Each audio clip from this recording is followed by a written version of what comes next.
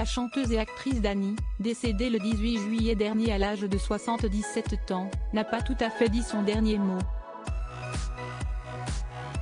Mardi 25 avril, le psychiatre Laurent Carilla, que l'on voit fréquemment dans l'émission Ça commence aujourd'hui, diffusée sur France 2, a dévoilé un nouvel épisode de son podcast Addiction, consacré à l'artiste et à son ancienne dépendance à la drogue dure.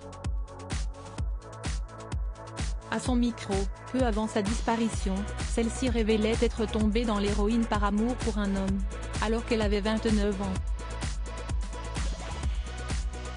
Je ne m'étais pas aperçu du tout qu'il vivait avec ça et puis un jour, on est en voyage, je l'attendais et je lui disais « Mais qu'est-ce que tu fais, Pierre ?» Il m'a sorti le truc, il se piquait, avait raconté Dani à l'addictologue, en expliquant que son compagnon lui avait alors conseillé d'essayer l'héroïne en la sniffant puisqu'elle n'était pas prête à utiliser une seringue. Quand on aime quelqu'un, on partage.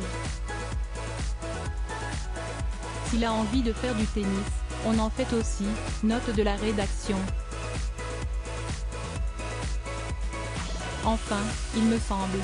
Moi, j'aime bien ça, avait estimé la chanteuse, qui avait alors rapidement testé la drogue dure. Vous savez, à ce moment-là, on n'était pas du tout instruit sur ça, c'était-elle justifiée. Supérieure à obsèques de Dani, les personnalités présentes pour lui rendre un dernier hommage, une consommation pouvant aller jusqu'à 4 grammes par jour. Questionné sur sa première expérience de l'héroïne, Dani avait affirmé « Je vais vous dire un truc. C'est pas mal. C'est une espèce de sensation qui doit boucher des trous dans les neurones. D'un seul coup, on se sent avoir des ailes. On est habité par une sensation très agréable et c'est ça le danger. » Peu après ce moment-là, la chanteuse est devenue dépendante de cette drogue, facilitée par le fait qu'elle n'avait pas de problème d'argent.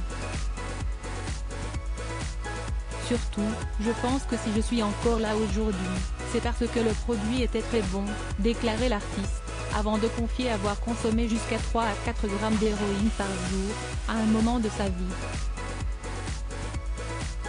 Étonnamment, elle assurait n'avoir jamais été malade à cause de cette drogue, en indiquant avoir pu compter sur le soutien de sa famille, de son mari et de ses enfants pour remonter la pente. Article écrit avec la collaboration de 6 médias Crédit Photo, MPP.